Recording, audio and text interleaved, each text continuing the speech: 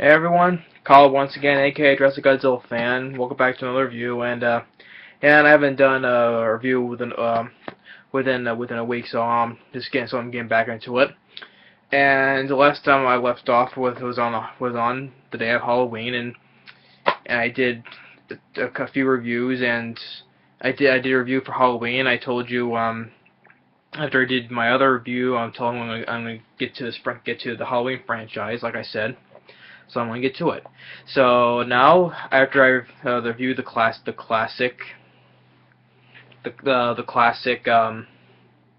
Halloween, 1978, directed by John Carpenter, and I'm going to do the review next on the very solid sequel, Halloween 2. More of the night he came home. For those who know, I shaved. I have both this cover here, but I also got this. I got here is the special collector's edition from Shout Factory, but also when they release horror films, it's called Scream Factory. Same thing. So they came out with this special collector's edition. Has much more features in this though. A lot more features. Has a ton of features on this special 2-disc edition. And what can I say? I love Shout Factory. You know, they release a lot of great things, a lot of great films and on TV shows on DVD. I love Shout Factory or Scream Factory, or however you call it. They do release a lot of good stuff on DVD, which I really like, especially this and a couple others. So, yeah, like on the special features, you know, they have special 2 discs. They have the theoretical version, and they have the ones that appear on television, the television cut with added footage that's not seen in the regular release. Has a commentary with the director and actor Leo Rossi, who in this plays Bud, the paramedic, the funny paramedic. Another commentary with actor and stunt coordinator Dick Warlock. And The Nightmare Isn't Over. The Nightmare Isn't Over. The Making of Halloween 2 with interviews with the director, stunt coordinator, other actors, executive producer, and a lot more other crew members. Horror's Hollow Grounds. The location of Halloween 2. Host Sean Clark revisits the original shooting locations of the film. Delayed scenes with audio commentary with the director. Alternate ending with commentary of the director. The trailer, TV spots, radio spots, and still gallery. So there's a lot of features in this, and I like the makings of the documentary gallery. And I like this quote here on the back, and it says, "Actually, Halloween 2 is good enough to deserve a sequel of its own. By the standards of most recent horror films, this, like its preceder, is a class act." Jan Melissa, The New York Times. Which I agree. This is a very great solid sequel. Yeah, it deserves a sequel of its own. But I'm just going to show that, so I'm going to show more of this one. This one is going to point it out. So, this is Halloween 2, with Donald Pleasence and Jamie Lee Curtis come back, and also Charles Cyphers as Sheriff Brackett comes back too. A much more smaller role though. It takes place directly after the first film, where the ending where Donald Pleasence as Dr. Loomis shoots Michael Myers and he falls down. He goes outside, he finds that he's gone, you know, he looks through the grass, you know, and he has on his hands his blood. And then a neighbor comes out and he tells him to call the police, tells him, call the police, tell him I shot him. Who? Tell him that he's still on the loose. Is this some kind of a joke? I've been trick-or-treated to death tonight. You don't know what death is. I like that line. So that's one of my favorite lines that Donald Pleasence says in this film. I like that line. You don't know what death is. And then you get that good score. by I think it was like a so let me says on here. I think Alan Howarth did the score to this. I might be wrong because it says his name here is on the features, co-composer, the music. Alan Howarth, I think he did the score to this. I like this kind of the change of the they stick with the same beat of the song, but did it much more different, like dun dun dun. It's more like dun dun dun dun dun dun dun dun. I do like the score, but the original score is always the best. But I did like the score in this too, because when the film opens up, it starts, Mr. Sandman, bring me your dream, that song. So shows the title. So then it opens up with Michael Myers' point of view. He's walking, sees Loomis, gets in the car with the sheriff, and he keeps on walking. Enters he enters a woman's house, takes the knife, and because the old woman is looking look at the TV where her husband's sleeping. It plays Night of the Living Dead. But then it shows the news of the death of the three kids in the house. And because as he picked up the knife, he left some blood on the counter, and she feel puts her hand on the counter, and has her blood on it, and she screams, ah! And then Michael Myers goes to this house and kills a girl that lives next door. And then she cuts to Laurie Strode, played Jamie Lee Curtis, gets carted off in the ambulance on the way to the hospital. And you have Lance Guest from Jaws 4: The Revenge, and also an episode of the X-Files. He plays Jimmy, a paramedic, and you have Leo Rossi as Bud, the other paramedic. They get to the hospital, take her in. She's like worried. She doesn't want to get put to sleep, but she does. She gets put to sleep. And then Dr. Loomis is driving with Sheriff Brackett looking for Michael, and he sees someone down the street who wears like a similar Michael Myers mask, but he gets hit by a cop car and slammed into a van and explodes. He dies and burns up. So it's not the right one. It wasn't Michael Myers.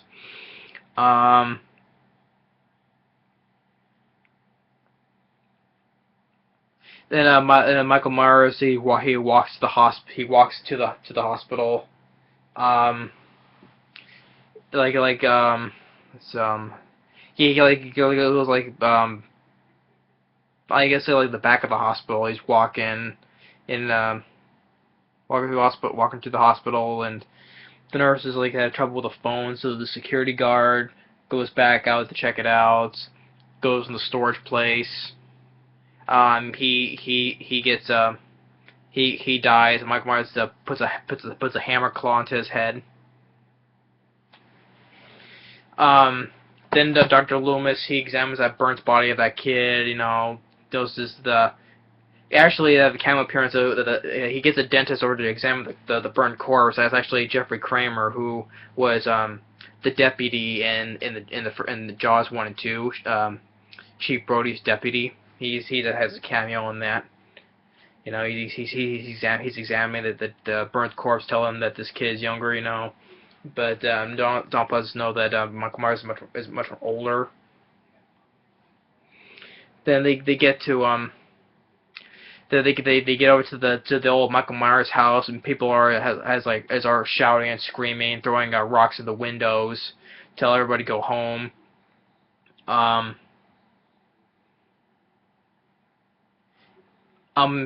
before that, Sheriff Brackett goes to the house and finds his daughter dead.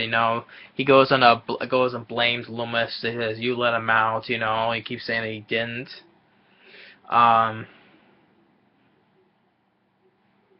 He tells to the other cop who's going to be in charge. Tells him the story that he watched him for 15 years.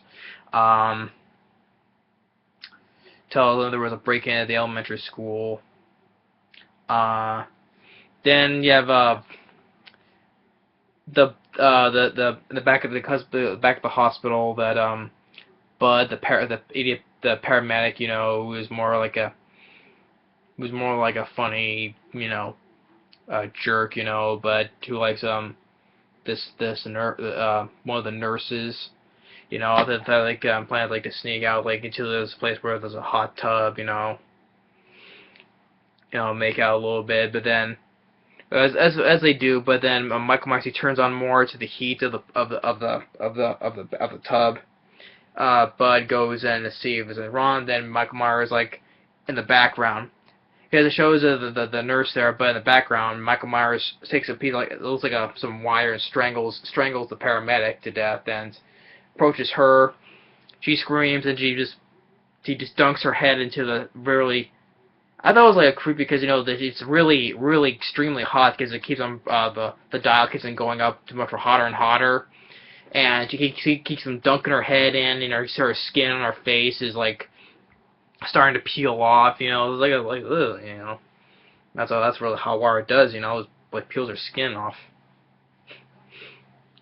So then, at the elementary school, so they see that there's some blood on the chalkboard, called written out Sam Hang. It means the Lord of the Dead, and there's a knife on a piece of on a drawing on the desk. Tells them that the word Sam Hang is a county word, means the Lord of the Dead. And then you have the nurse from the start of the first film, the nurse who was driving with Dr. Loomis. They were driving going to get Michael Myers. That nurse is in this film again, but tells them that the governor has ordered him to go back to Smith Grove, but he has no choice because there's a marshal waiting, so they get in and drive away.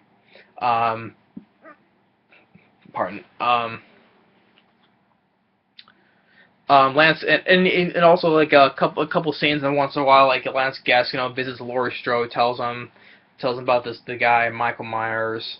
And like Laurie Strode, she has like this dream where when she was a little girl, she visits her seeing Michael Myers when he was at the psycho ward, when he was still a kid.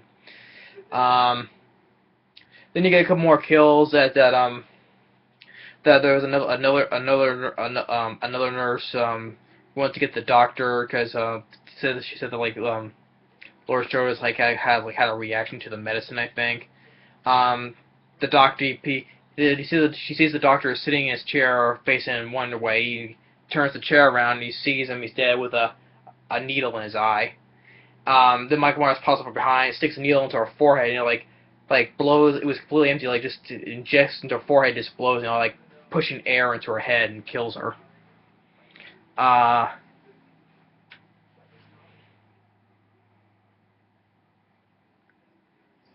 Then there was another nurse and Lance Guest. They're just looking for everybody. They don't know where anybody's at.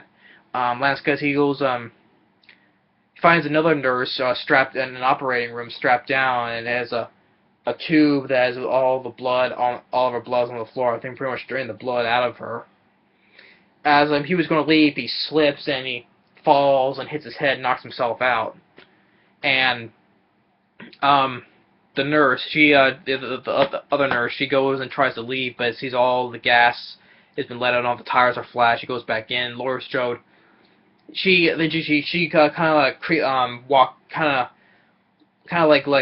slowly walks out of the room through the hospital, and that she sees the nurse, and Michael Myers comes and stabs her from behind with a scalpel, and like she's like lifts her off one hand and drops her and chases after her. She has a foot chase, she goes into one room, goes out through the window, crashes down, goes in the elevator and into the parking lot, hides in one of the cars, and cuts to the Loomis and with talking with the nurse from the first film. She tells him that he tells him like that was like they from North they did like rituals, and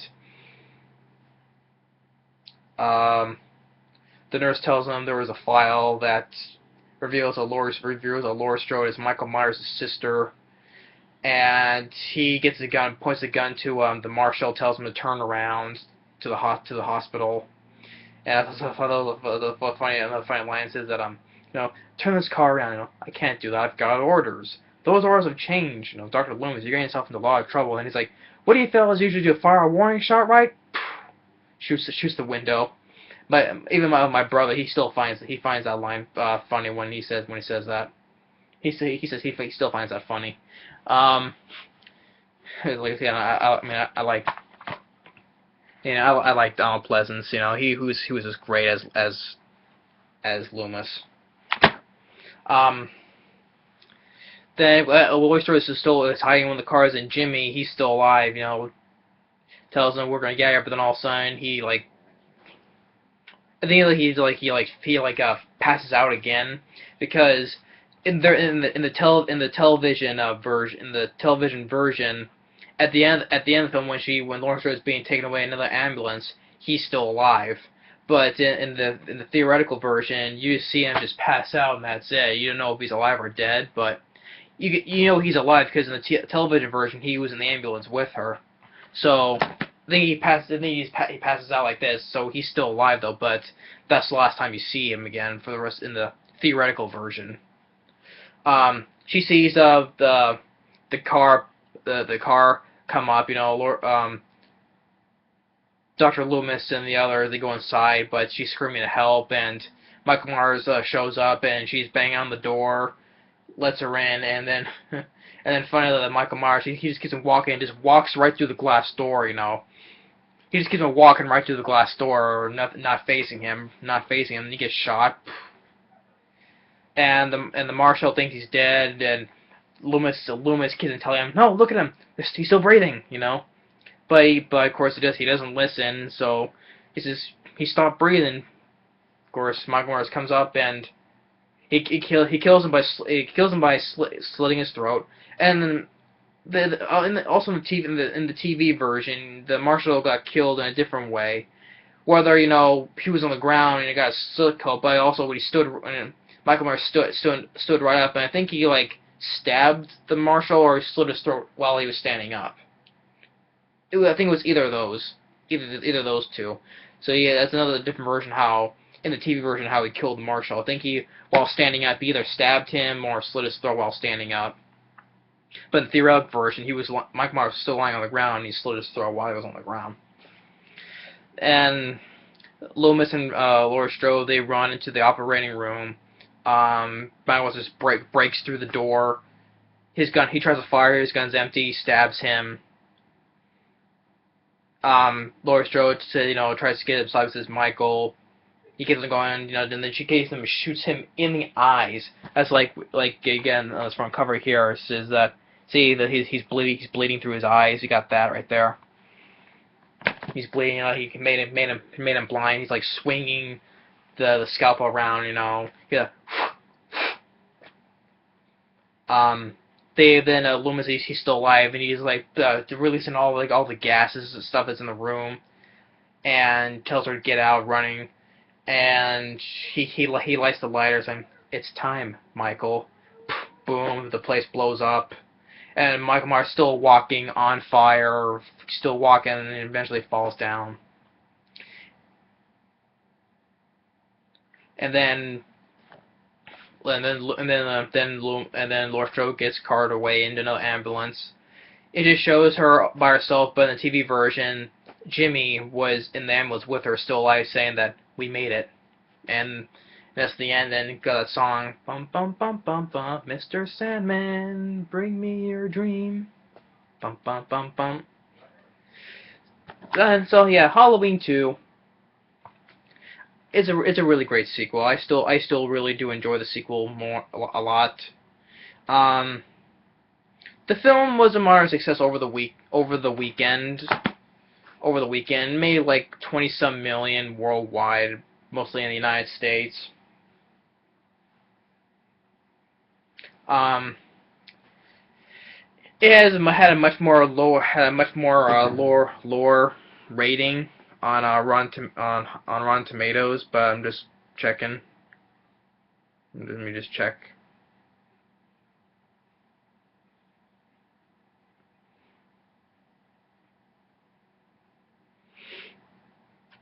Yeah, well, the first film had like a 7 point, I believe it was like a 7.9 or 8 on IMDb, and this Halloween 2 had like a 6.3 on IMDb. So well, yeah, it still was that's pretty decent enough on IMDb, and it was still pretty decent on IMDb, and it made 25 million total on a budget of. The budget was a little more higher, but it was still cheap, like 2.5 million. That was cheap. That was cheap. So compared to the first film, it was much more lower budget, but it was still a very big big success. Uh,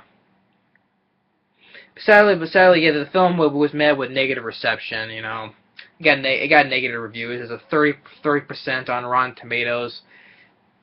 That's, to me, I just don't agree with that. It doesn't deserve a 30% on Rotten Tomatoes. This is a great sequel. I really do still highly enjoy. Definitely the best sequel in the series. It doesn't deserve a 30% on Rotten Tomatoes. It should be much more higher. I don't expect 100%. I expect like even like 65 or 70%. Because while the first film had like a 95% on Rotten Tomatoes, this doesn't deserve a 30%. But that's critics' opinions. But that's not. But I don't care about their opinions on that. I care about mine. I think it deserves a higher rating, like 60 or 70%. So I don't know. I don't get that. Um, just reading some anything else. So yeah, Halloween 2, definitely a great sequel. I still enjoyed I still enjoy the film a lot. Say the best. There's another sequel in the series. That's a great sequel, but I'll get to that on the next review. No, the next review, I will get to when I get to next, but that's not the great sequel. No. But I have to get to the review in order to get the next. So stay tuned. So stay tuned. That's Halloween 2, and stay tuned for Halloween 3, Season of the Witch. So stay tuned.